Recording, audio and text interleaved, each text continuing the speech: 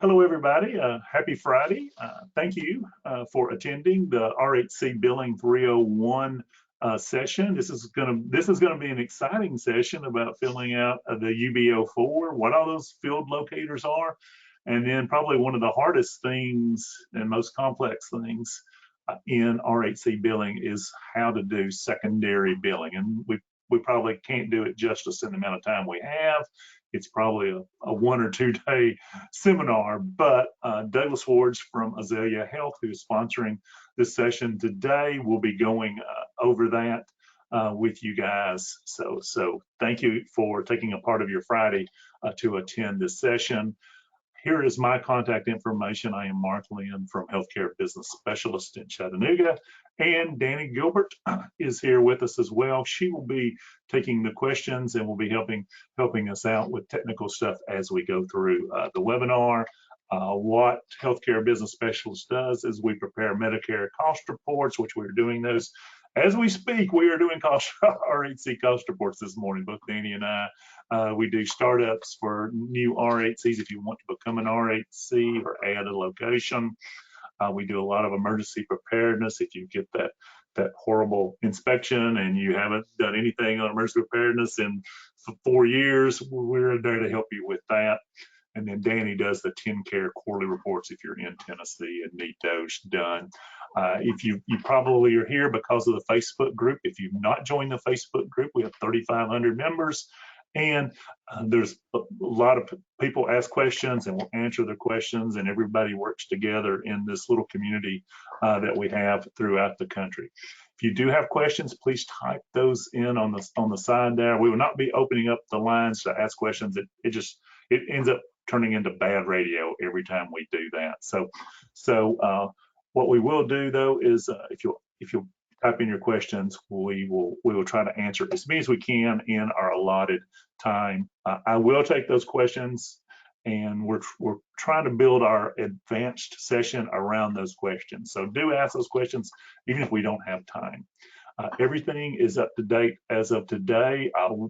We will only be covering Medicare, and Doug will only be covering Medicare because each state is different. You have to have 50, there's 50 different states, and in each state, there's probably 4 or 5 different MCOs in there as well. And so we'll do that. Where to find the slides? These will be, they're not on here right at this moment, but your slide presentation, we will put that on there on our website at ruralhealthclinic.com/RHC webinars. There will be a recording of it as well. So this is being recorded, and we will put that recording on there. There's a YouTube channel. If you want to subscribe and like, please do so. I'm going to be the next YouTube star, apparently. No, I don't want to see just one YouTube check is what I'm looking for. TikTok. Also, I've never seen one, so I'd like to see what one looks like. But one thing too, then this is a little secret between me and you guys, is I did put together a template. It's an edible word, edible. You probably want to eat it. Edible word. I'm going to get this right. A word edible template on grant management policy is on this website here. I put it on there, and if you'll go there, you can edit that and use that for your grant management policy. So we're just sort of that's just between me and you, because I know we got other people out there selling it, and they probably don't want me doing that, but I'm going to put that out there for you guys. Okay. Next week, we're going to have the 401 session. Charles James with North American will be doing that. And Doug, you're welcome to join us for that as a panelist and help us with all these advanced subjects. We'll also be doing one on PRF reporting with Kraft Brothers. And Danny will be doing one of these lunch and learns on TennCare. If you're from Tennessee, you'll definitely want to watch this one on TennCare quarterly reporting. And we just added this one. I added it this morning. Joe Lampard, a good friend of mine from a long time with HPSA Acuum. 40% of the designations are going to be withdrawn as far as being HPSA, as far as being eligible for RHCs in the near future. So Joe's going to give us an update on what that means to our rural health clinics and maybe how to avoid this as well. So that's coming up. And then Azalea Health, again, they are our sponsor here. Doug is our speaker today. Doug Schwartz with Azalea Health. He is the co-founder of Azalea Health, and he's vice president of revenue cycle management with them. He's been a friend to RHCs for a long time, and we've worked with him on several other webinars, and we do have an agreement to help with Azalea, and Azalea helps us do things as well. So I'm proud to call them a partner of Healthcare Business Specialists.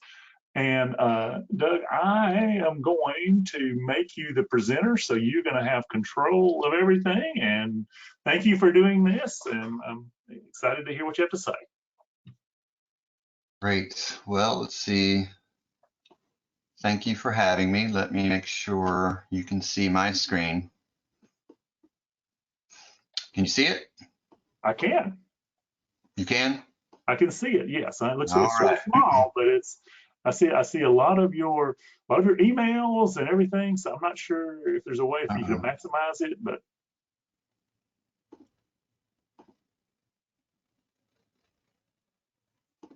Here we go. How about that? Perfect.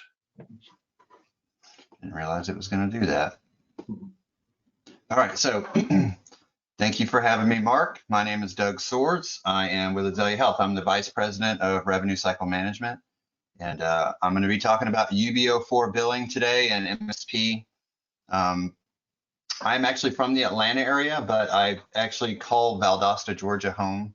That's where we started Azalea Health. I came down to Valdosta in 1999 to go to college at Valdosta State. That's where I graduated from. That's where I met Baha Zidan, the CEO of Azalea Health, and we started it back in 2008. We focus on electronic health record systems and revenue cycle management. I invited Helen Williams to join me because some of this stuff she knows better than I do. And I don't know, Helen, if you're on, if you could speak. If not, I want to at least give her credit for helping me fill out some of the materials on this presentation. But Helen is our senior strategic healthcare consultant, and she's been working with critical access hospitals and rural health clinics for 25, 30 years. So what we do at Azalea, I'll just give myself a brief plug if that's okay. We do professional services. We have our own software, and we also do revenue cycle management. So we're not like Athena, and you don't have to use our revenue cycle management services. You could just use our software, and the software does work for both independent and provider-based rural health clinics.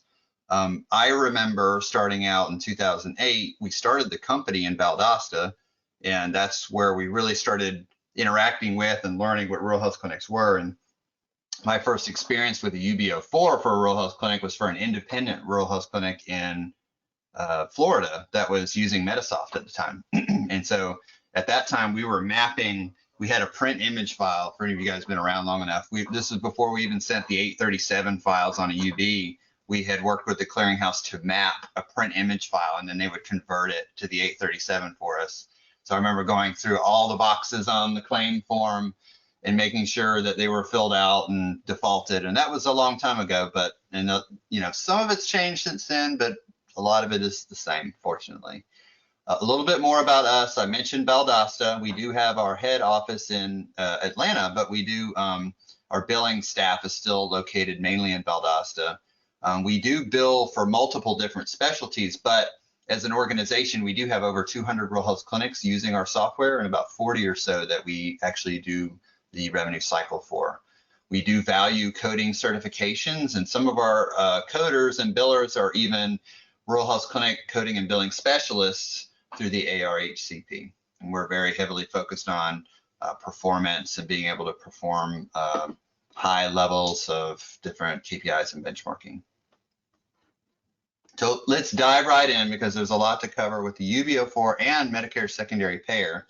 I'm going to break this down by the fields and walk through it and give you some kind of advice. And a lot of this has to do with like structuring not just the UB, but your electronic claim, making sure that your software is configured appropriately to put the fields in the right places, because that can be difficult at times, especially if you're new.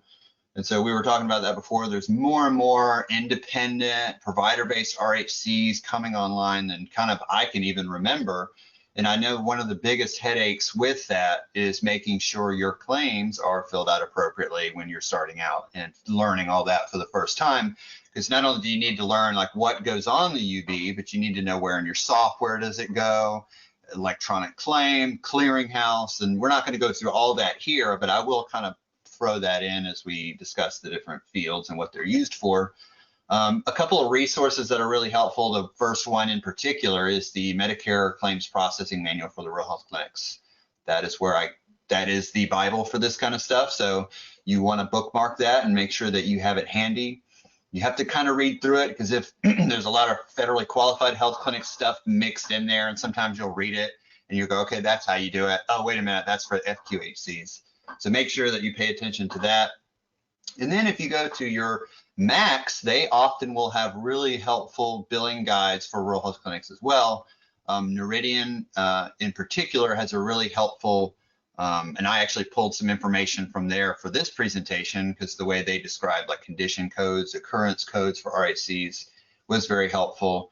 And Novitas has, I use that to kind of hand type in. So if you wanted to just pull up a UB, if you're in a pinch and you wanted to like hand type one, fill one in, there is a typable UB claim sample from Novitas, and I just put the link in there. Mark mentioned this, and I'll reiterate it. If what we talk about today is going to be Medicare guidelines, Medicaid, as you guys know, is going to be different state by state. I would recommend that similar to pulling the Medicare Claims Processing Manual, you go and find the equivalent from your state's manual. I put Georgia on here because I'm familiar with Georgia. And there's a link. They have their manual on the website. You don't even have to have a login to get to that. But every state is going to be different, so it's going to be too confusing to try to cover all of the above. So today it's just going to be Medicare. So let's start with the first. The first fields are the address fields, but I think those are pretty straightforward. You got the facility and the billing entity. Once you get to field 4, you've got your bill types.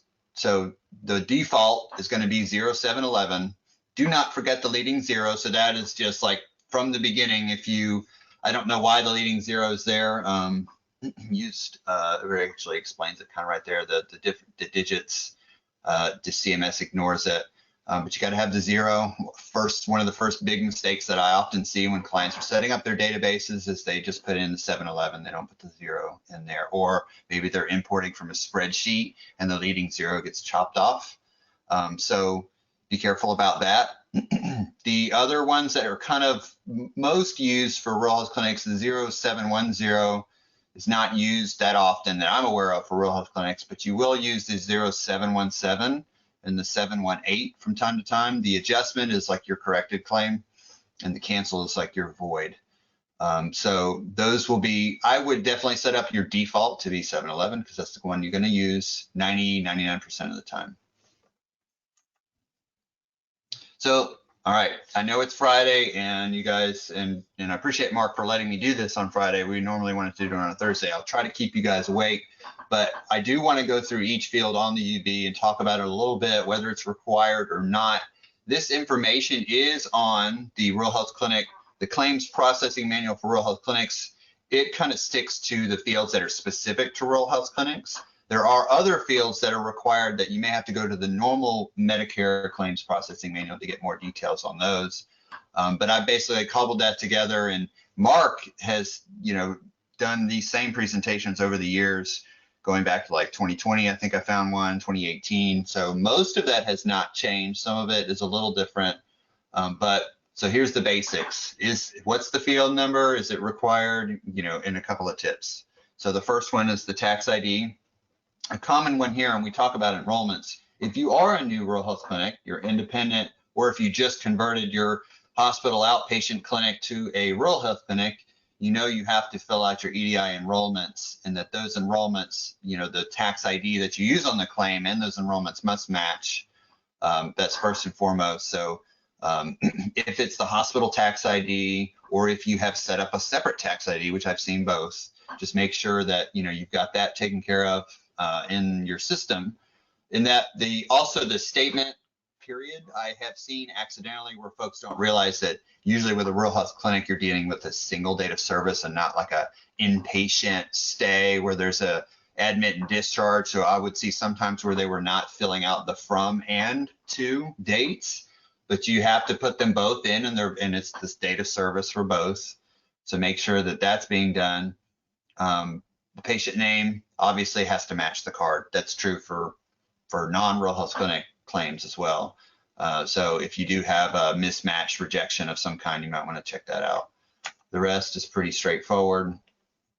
Some of these, like 14 and 15, are required, and there are a couple of different options, although for your priority admission, a priority type of admission, 3 is the most common. So if you are going to be setting up defaults in your system, I would set that one as your default.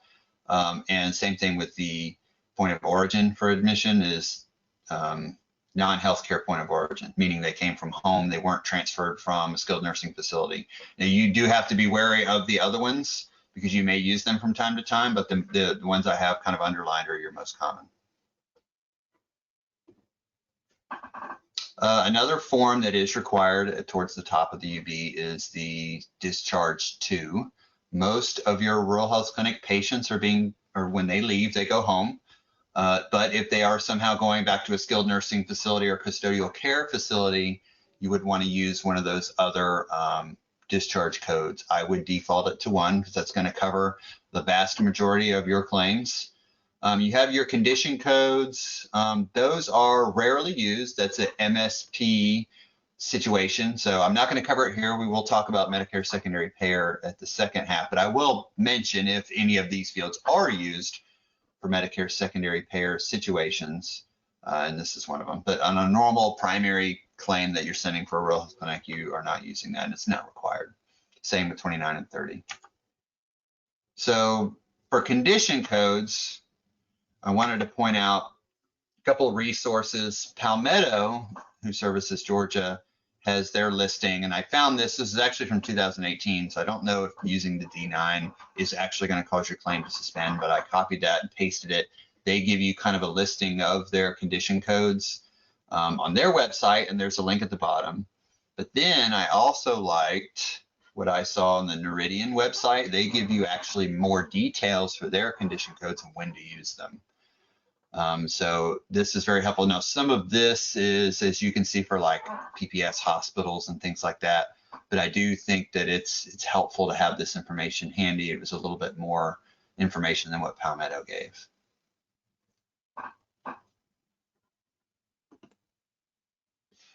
So you have again, the occurrence code and date. So if you have a code, you have to have the date that goes with it. It's not required on most rural health clinic claims. It is situational unless you are doing a Medicare secondary payer.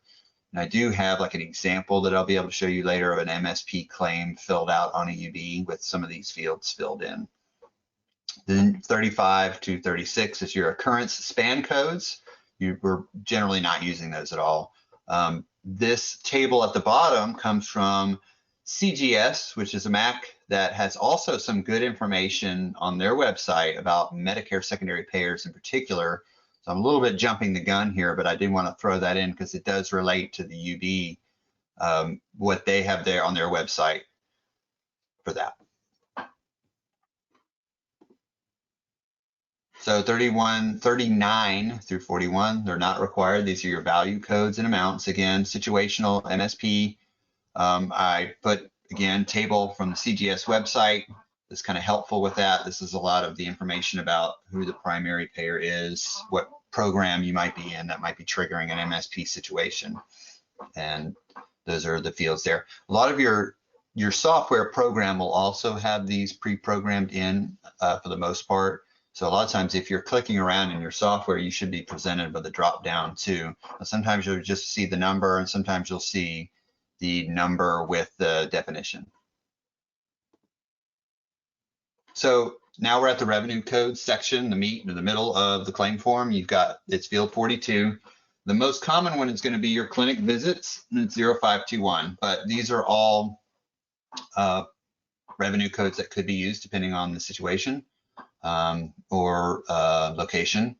So Behavioral health is one that's 0900. The last one is it's for show on the claim form, and it's where you have all of the charges totaled up at the bottom. Again, leading zero has to be there. So for this, when you are loading, whether it's Charge Master or if you're using an ambulatory system and you're loading your fee schedule, I know I will see a lot of those be imported through like a CSV or an Excel file, and a lot of times those leading zeros get cut off when they're being imported. And if you don't watch it, you will have a rejection, or maybe your software may catch it. Sometimes it gets to the clearinghouse and that zero won't be there. So these fields, you've got 43 is the description. You have to put clinic visit in there, or that's like a basic description for the 0521. That should pull from your fee schedule Charge Master. You used to not have to put the code in for 44, and I believe now you do. The service date is obviously required. It's the same as that it's in field 6. Units should always be 1. This is, different from your fee for service claims where you could have multiple units on a single line item. This should be only 1 visit billed per day, unless the patient leaves and later returns with a different illness or injury on the same day. I'll point out, I know I said I wouldn't talk about Medicaid, but I have seen with 43 having to put drug code information. Your national drug code sometimes goes in there for some of your Medicaid claims.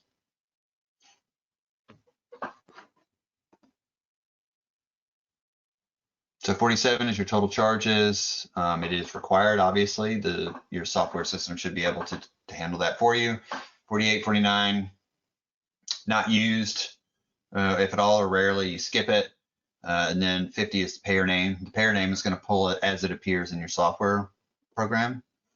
The health plan ID is typically the payer ID.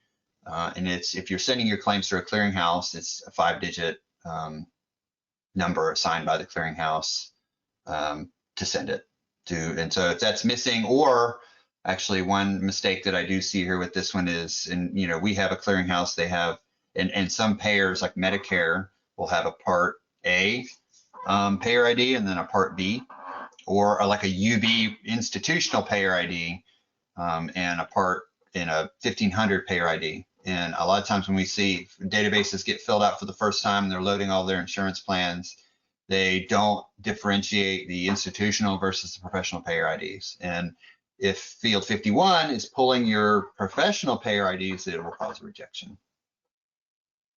So the other two are release of and assignment of benefits. Those are generally set to Y. No need to spend a lot of time on that. If you're sending the initial claim, the prior payments field will be left blank. But if it's an MSP secondary claim, you may have information there. Same thing with 55.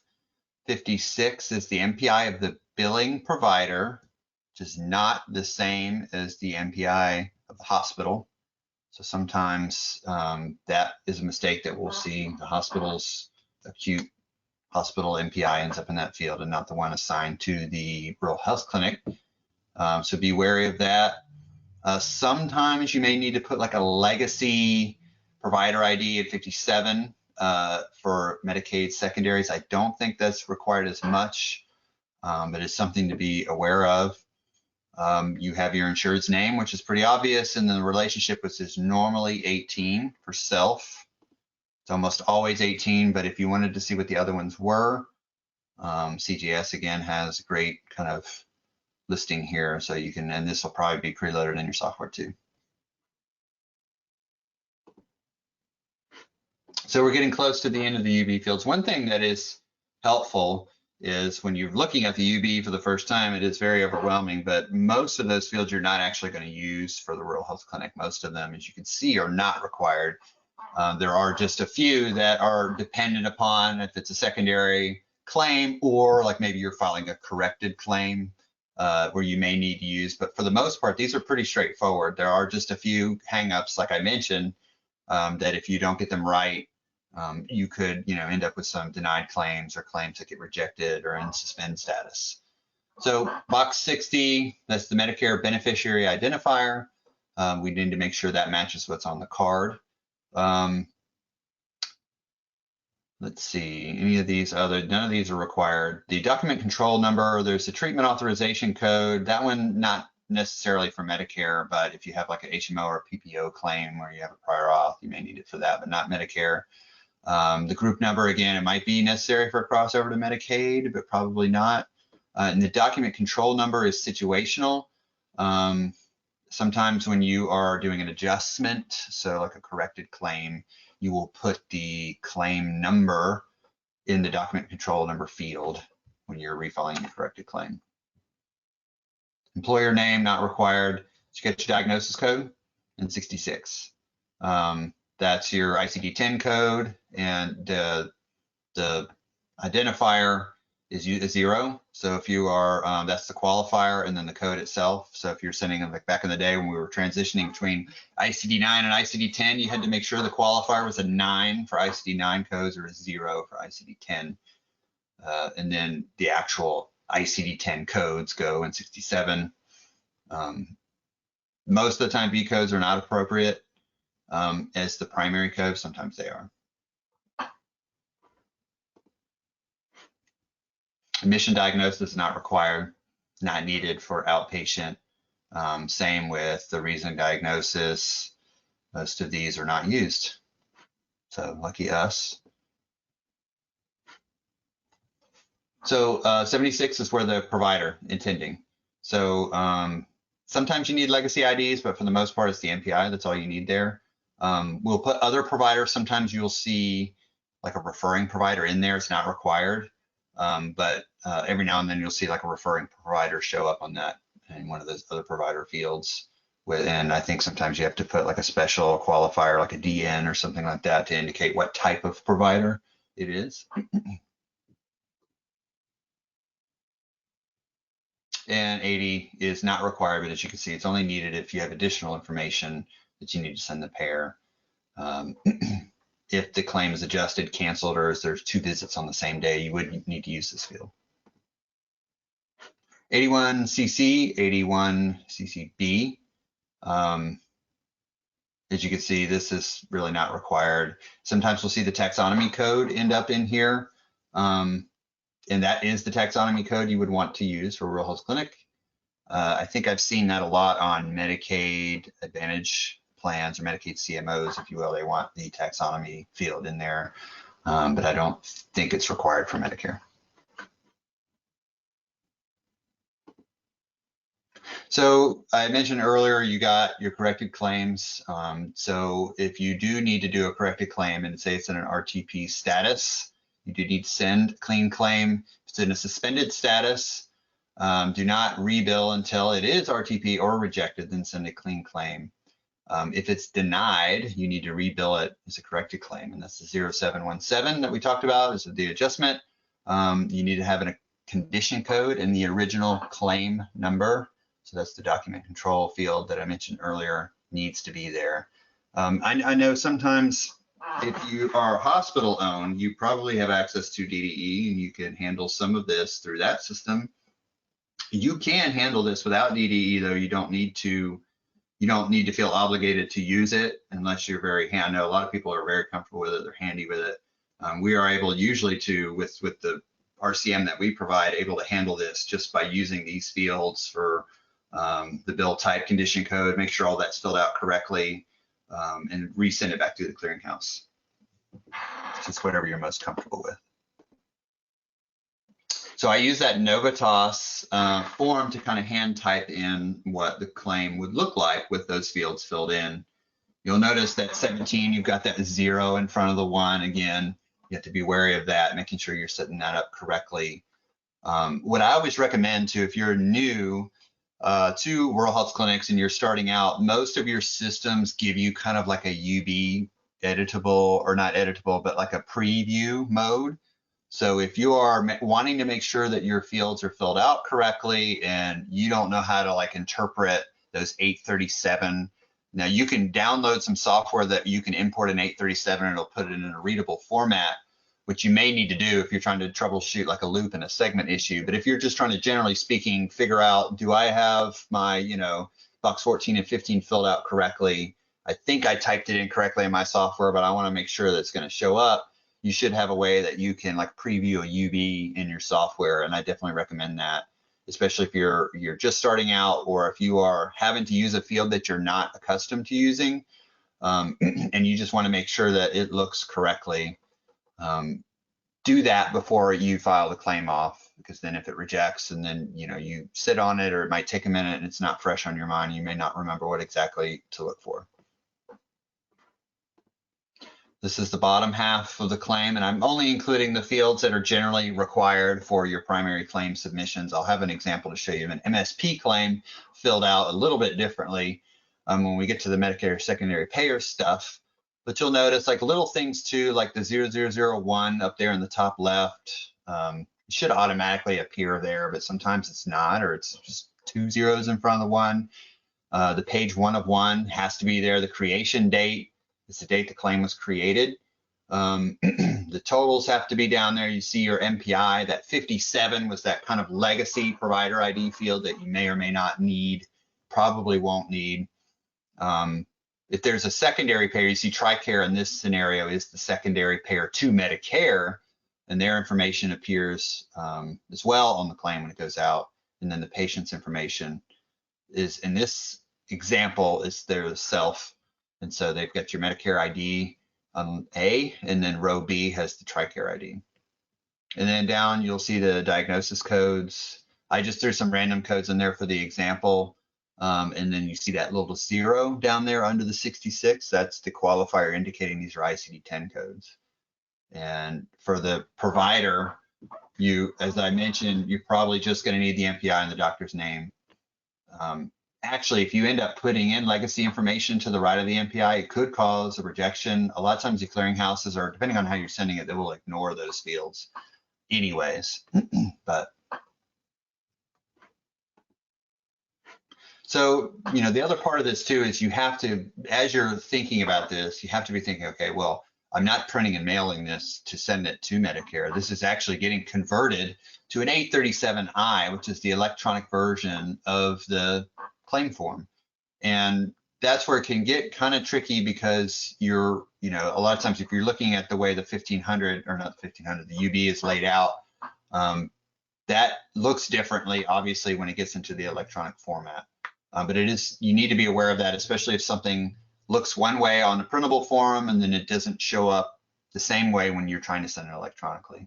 It could be something to do with the way the electronic claim is being pulled that may not match the same way the printable version is being pulled from your system. These are just, common, the CMS 1450, aka UB04, that ANSI, ASC, EXA, that's the, the name of the claim version. There's been different versions over the years. And I remember when I first started out in the early 2000s, there was like 4010. We had to get things updated for 5010.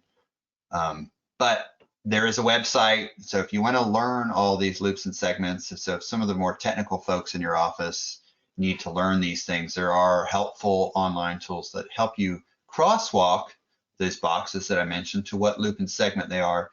So, and the reason this is important is if you do sometimes get a rejection from like a clearinghouse, for example, they may reference the loop and segment in the rejection and not the box. So you would need to know when you're reading the rejection, okay, it's going to say invalid, missing, required field, loop, 2010 AB. And so you're going to need to know, okay, what box does that correspond to? I still do that to this day because I'm more comfortable dealing with the UB boxes. So I say, what loop and segment, how does that correspond to the actual field on the UB? And it helps me kind of think my way through it when there is like a rejection related to like a missing field, an invalid field. So that is worth pointing out. There's a link again to all these. So if I reference something, this one is the Palmetto crosswalk, but they're probably going to be all the same. The different Macs, there may be differences, but most of your Macs are going to have something like this. It's going to help you crosswalk the printable version of a claim with all the boxes and fields to what the electronic equivalent is. So again, these are things too, like I would recommend that you're bookmarking these things, that you have them handy, so you're not having to like trying to research this if you're in a pinch. All right, this is where the real fun stuff starts. So Medicare secondary payer, we were joking about this earlier. It's just way more detail for Medicare secondary payer than you would ever imagine, and leave it to Medicare to make this very complicated. But at the same time, I get it. You know, they have a reason why they want to make sure that they're either the primary or the secondary payers. There's a lot of money involved. So some of the main resources I was referencing that I will point you out to is the first one. So it's really kind of easy to read for once. It's the MLN booklet, Medicare Secondary Payer, and it's up to date. This one, they keep it up to date on a regular basis. There's a lot of stuff in here that I'm not going to go over because, like Mark said, it could take a while. So things like conditional payments, what to do if the primary payer is not Medicare and it denies, but it's there, and you need to be aware of it and read it and know what's in there too. So that way, when you are running into problems with your Medicare secondary payers, because you will, this is a very good resource because they try to put it in more layman's terms, and there's a lot of resources within this one document that are linked as well. So depending on what you're looking for, what the issue is, that is a very good document that I definitely would recommend you bookmark and keep on hand.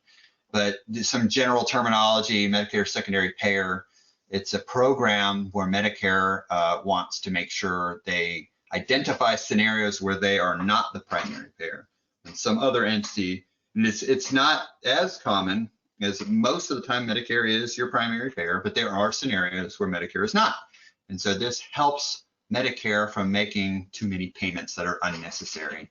You know, if you just send them a claim this primary every time and they paid it, you know, that's what they're trying to guard from. So they're putting responsibility back on us to make sure that we're doing our best. So we're not just firing off everything to Medicare as primary and then waiting on them to bounce it back to us to tell us who the primary should be.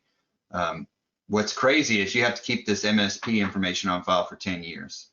So, and I know that was covered on previous installments of this same, but I wanted to point that out too. So the questionnaire is kind of what drives the process and helps you figure out, is Medicare secondary or primary? And so the Medicare secondary payer guideline, I have it linked here too. That one is a little bit harder to read, but again, that is kind of your Bible, if you will, going back to the actual legitimate regulation and what Medicare's rule is. So I am going to kind of toggle back and forth between this one is back in the booklet, and it basically says, hey, look, we've got to do this. $8.5 billion in 2018 alone is what we saved by having these provisions in place. We're not accidentally processing claims as a primary payer because we've identified there is another payer who should be paying primary to Medicare. So that is the purpose of this, but it is complicated in order to accomplish it. So what I do like about this booklet is it kind of walks you through the scenarios of when someone might be primary to Medicare. And this also comes from that, and it kind of goes through Part A versus Part B and what you need to do. So you got to gather the MSP through the questionnaire, figure out who to bill. And if you have to bill someone else prior to Medicare, you do that. And then you have to submit the Medicare secondary claim information on the Medicare claim in the proper way. And you see using those value codes, condition codes, and occurrence codes that I mentioned earlier that were not necessarily needed for when Medicare is the primary payer. And then of course you have to consider what loops and segments they are. So again, think back to the electronic crosswalk that I mentioned earlier. A lot of times your clearinghouse too will have helpful ways for you to manage your Medicare secondary payer fields too. And I know your practice management system will as well. So I screenshotted these. I was kind of surprised at how many different scenarios there were, but then when I actually read the questionnaire, all 12 pages of it, I said, okay, that makes sense.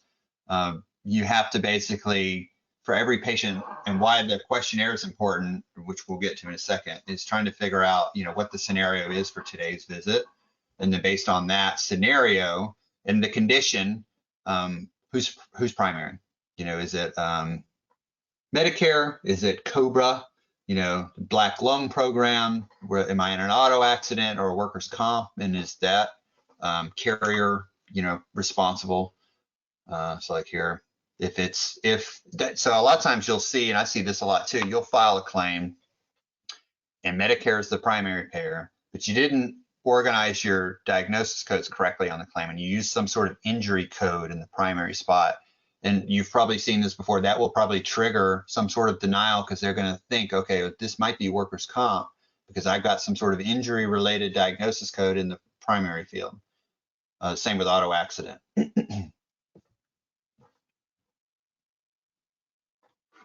I won't go through all these, I'll spare you. So some things to point out that is in the actual Medicare secondary payer guideline, and this is leading up to the actual questionnaire, is you have to ask a series of admission questions that is required.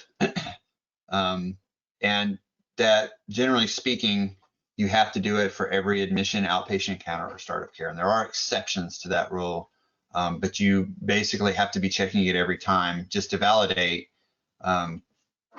You definitely have to do it on the initial, and then they said you really, if the patient is coming back in and it's been 90 days, you need to verify it again. And that's kind of the general rule of thumb. However, if you continue reading, if the MSP information collected from the hospital is no older than 90 days from the date of service, then that information may be used to bill Medicare. But this policy, however, will not be a valid defense if they decide that they need to recoup money later on. So they've had different recommended versions of this, and this is the most current one. That is a link there to it, the questions to ask. And if you read at the top, there's a very specific way you have to kind of go through it. They're like yes, no questions. Depending on the answer, if it's yes or no, you may be directed to a different section of the questionnaire. So what we recommend is that you analyze the questionnaire. You need to have this embedded in your software. Most software systems, if it's a hospital system, it's going to have it already probably built in. If it's an ambulatory system, you may have to build it there. So for rural health clinics, you may need to build something in that helps you ask these questions. What I would recommend is you try not to build like a 7 to 12 page version like Medicare has, but you use that to kind of guide your way to build something like this, which is, I think, something that Mark has actually, I copied this from a previous presentation. You want to build something like this to help you get the yes or no questions answered. And then depending on if there is a yes to one of those questions, that they're being directed to fill out the other portion of the questionnaire that gives you the information that you need. So if there is a yes and there's someone that turns out it's going to be prior, you have to capture that information on the questionnaire. And this is just an example. There are some, and what I would also recommend is there's some online tools. CGS has a great one, Medicare Secondary. It's basically a clickable version of what I would recommend you have built into your software. So if you want to see what that would look like, I would go to the CGS website. There's a link, and it will actually start you through the yes/no questions. And depending on where you click, it's going to give you the information that you need for either the MSP claim. See how this one here gives you the code there that would end up going on the MSP claim, or the actual questionnaire itself. So I should have probably put these in reverse order. But this is one, like if you're going to put the questionnaire together, the first question is about black lung benefit. Now, if I would hit yes there, the yellow bar would have come up and said, you need to bill the black lung program for this service. So, but if I hit no for Veterans Affairs, it went on to the next question. And if I went no all the way down, or if I hit yes, then it's going to give me the appropriate answer. So click on that link. It's the CGS link. Click through it in all the different versions. And that's basically that's your full MSP questionnaire, and it's a simple way to consider it. And you could use that tool if you wanted to. It's a nice tool. It's a standalone tool. Another thing to point out, this is from the booklet. There's the Benefits Coordination and Recovery Center. So they're the group that consolidates the activities, that they manage the reporting, and they keep track of who should be primary. Supply information on supplemental drug coverage. That slide on the left actually came from, and I would also recommend, it's a great resource, the CMS Medicare Secondary Payer Overview presentation. And it was just worth pointing out that this organization, Benefits Coordination and Recovery Center, if there is something awry with the patient's COB information, it needs to be corrected, it would be through them. And that it's aware of what this agency does and how this kind of addresses MSP. So I kind of put this on here for you to kind of be aware of. This one is a little bit much, but I liked it because on the left in particular, this is CGS, they give you kind of a diagram. So if you like these kind of diagrams, they have a really good one here that kind of gives you, it's similar to the clickable one, the yes, no, but this one has it all. This one kind of maps out all those yes, no questions that I showed you on the previous slides. If you wanted to see what the answers were, depending on whether you click yes or no, to each one of those questions on the questionnaire, this tells you what the next step would have been and leads you down the path. And then they also have a very nice Medicare secondary payer billing and adjustments tool that gives you those boxes that we talked about that are only maybe used if it is an MSP, and some of the ones that you might have to fill out special fields, so like boxes of value codes, for example, and things like that, that is handy. So here's one. We've got a claim where we billed an office visit for $168 to the primary, which was Blue Shield. I didn't mean to put Medicaid on there, but I typed this one in using testing information, but say it was like Blue Shield was the primary. They paid $32.26. So you will see that up there under the value code area in 39 with the MSP code, which is 43. It says disabled beneficiary under the age of 65. And the other common one is 12, working age beneficiary or spouse that has an employer group health plan. So you can see that those two fields are filled out. And then if you go down further, you'll see 54 and 55. So you have your prior payments and estimated amount due. Now these may not be, I'm thinking we filled this out correctly. Again, I hand typed this in to kind of give you an example of what the MSP information would look like on the claim. And there it is with the fields filled out. There are some others that you may need to use in other scenarios, but this is kind of like one of the more common ones. You also see that occurrence code up there in box 31. So the electronic component of this is similar to like when I wrapped up the UB04 fields. You've got to know what the loops and segments are for the claim, because a lot of times if you are stuck dealing with a rejection, an MSP claim that's not getting through the clearinghouse, you're having to interpret loop and segment information in order to figure out which field you need to troubleshoot. So that is Palmetto's guide down there at the bottom. Your different MACs are going to have their guides too. You are going to have to learn some of this to try to figure out. A lot of it has to do with those additional fields, what the primary paid, and all that has to be filled out just right, or the claim will not process. And there's a lot of resources here, and I put, if it was relevant to the slide itself, I put the link at the bottom of the slide. But here is kind of a summary of all of it here, including the link to the questionnaire, the MLN booklet that I mentioned, some sample questionnaires are here, again, if you want to do that. So then there's some videos actually that are very helpful. So in this one here that I put at the bottom is an example. There was actually several, but Noridian did a whole series of MSP. There's that video plus several others they did just last year. So they're pretty up to date, and they go through all the MSP.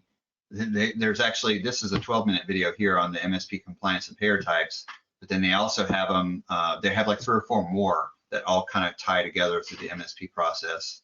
So I would definitely recommend that, that you check out those. And this is basically my last slide. I meant to put like a thank you slide with my contact information in it, on it. But yeah, so I hope I didn't bore you guys to death. If you guys have questions, I'll try my best. I won't be able to probably answer all of them, but maybe between us on the call, we'll be able to answer them the best that we can. Okay. Well, Doug, thank you very much. I tell you what, I think I'm missing a few loops and segments after hearing about how complex everything is. So, Danny, you got some questions for us to attempt to answer? You're funny. We've got a lot of questions. Oh, no. All righty, I'll just start at the top. Can you go over Medicare, primary mental health, and medical health on the same claim? Do we have to have two separate claims? I'm having trouble showing the correct rendering provider. My system is only doing one rendering MPI. Is it appropriate to do one claim for each service? I think so. And let's see. I actually have the Medicare claims processing manual pulled up.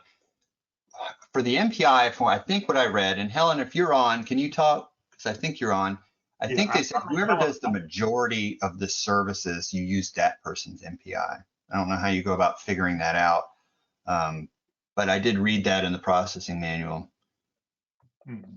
And so if you look at section 20.1, you have per visit payment and exceptions under the AIR. It talks about patient having a medical visit and a mental health visit on the same day. Yeah. And I'm trying to read here if it's allowed on the same day or not. Feel free to chime in. Okay, yeah.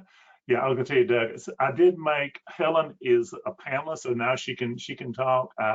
Janet Linton, who actually did the 5010 presentation many years ago, probably 10 years ago, that I basically just copied and pasted and sent to everybody for many, many years, that had all of these field locators in it. I made her a panelist too, Janet. So if you want to pitch in, you can do that. And then of course Charles James from North American, I made you a panelist as well, Charles. So if you want to pitch in on any of these questions, please feel free to. Helen, let's see if Helen's line is open. She can help us with this one.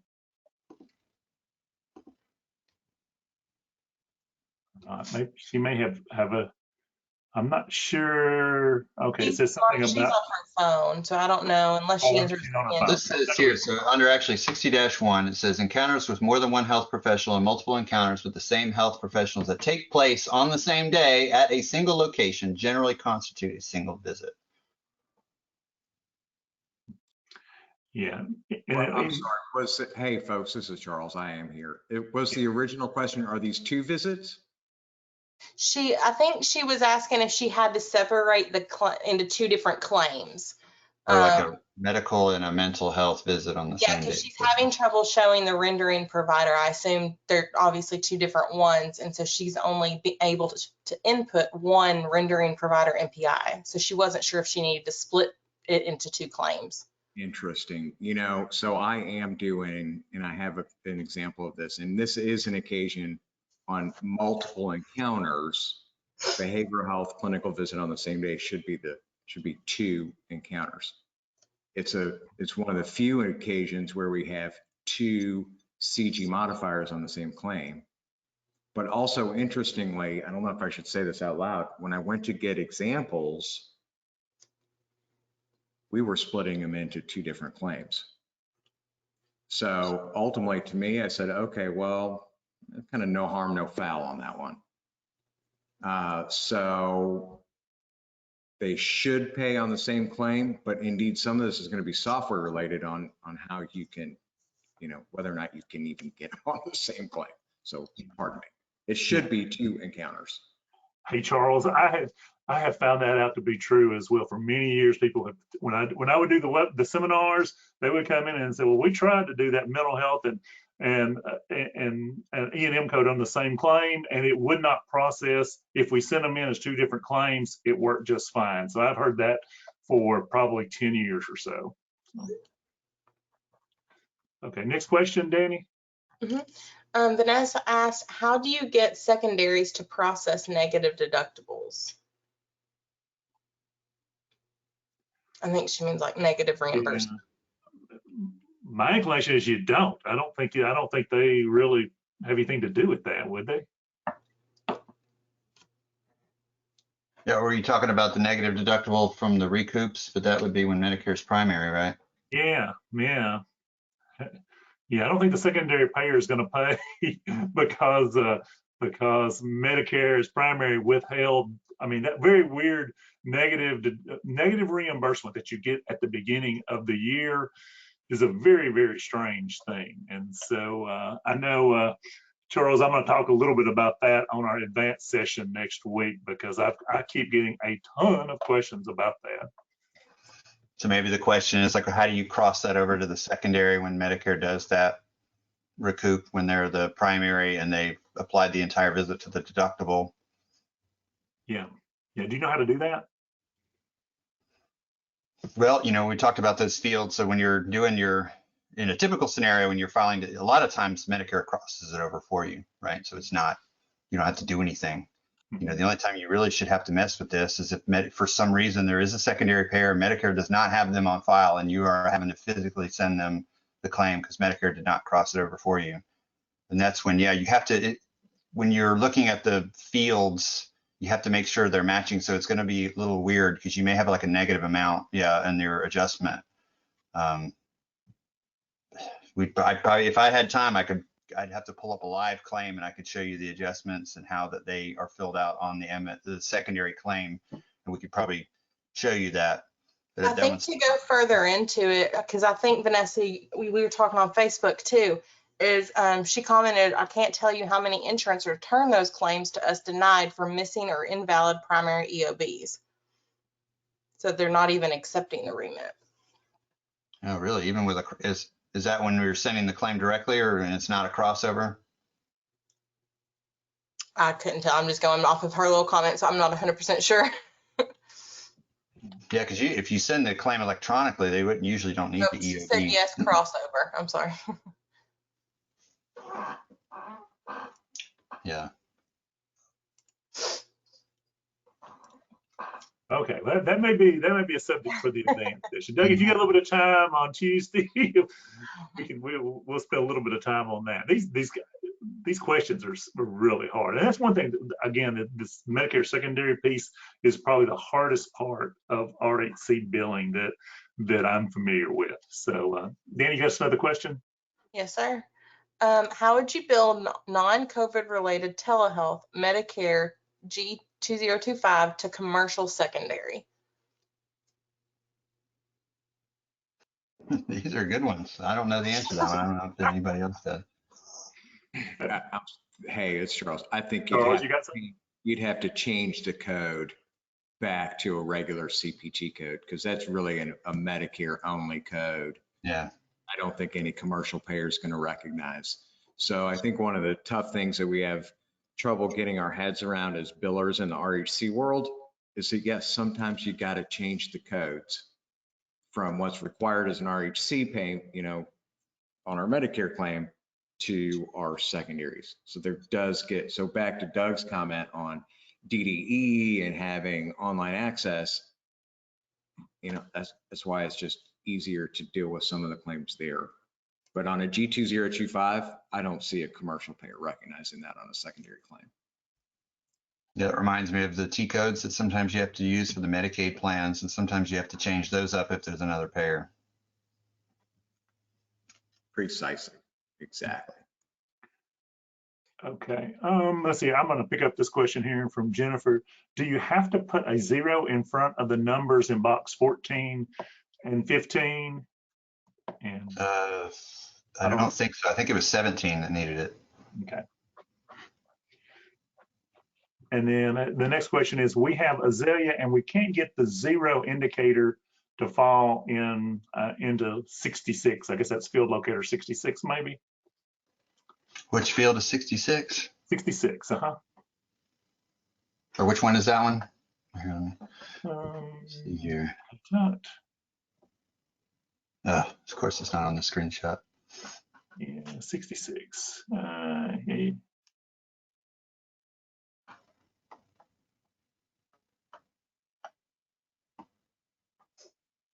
Oh.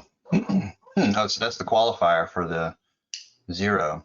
That should automatically happen.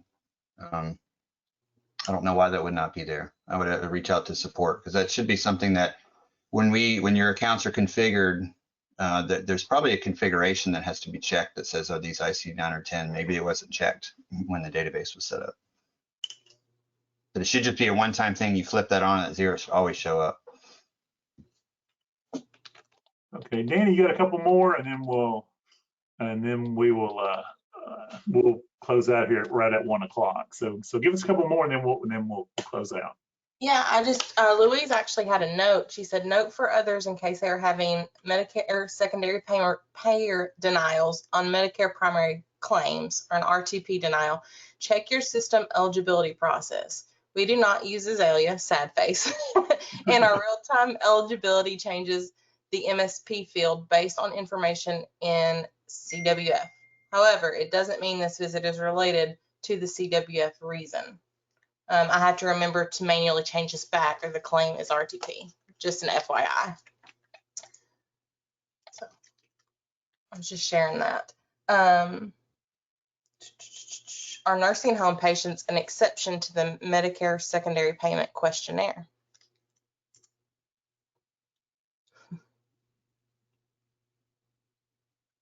I think it's for the hospital admissions and outpatient. Yeah, I think that we always get a little bit of flack on this MSP questionnaire, but my understanding, the way I've always understood it, I know in Missouri several years ago too, they had all sorts of audits on those, and what we got from those audits was you were supposed to be asking those questions every time Mrs. Jones came in.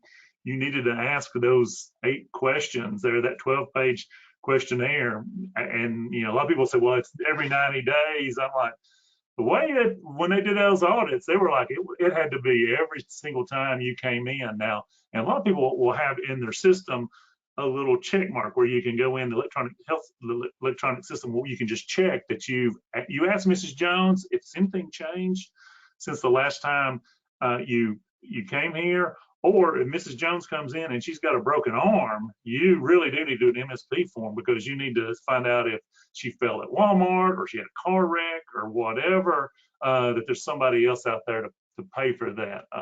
Charles, is that your understanding of the MSP rules, or am I overstating it? No, that's exactly it. And the reason the 90-day thing doesn't work is because our rural health clinic encounters are not recurring services. They're not exactly the same every time. So I think, yeah, if most of our rural health clinics were audited on their MSP questionnaires, there'd be a high failure rate. And indeed, every time the patient comes in, there's supposed to be documentation that you've asked the quote unquote MSP questions. Yep. All right, Danny, we're 2 minutes over time here, so I know people got to get, lunch break is over and time to go work. Thank you guys for what you guys are doing. Stay safe out there. Doug, thank you so much for this. Thanks for having us. I appreciate it. Yes, Thanks thank for you. coming on Friday. For what you guys do. Okay, everybody, thank you. Thank you to the panelists. We'll talk to you later.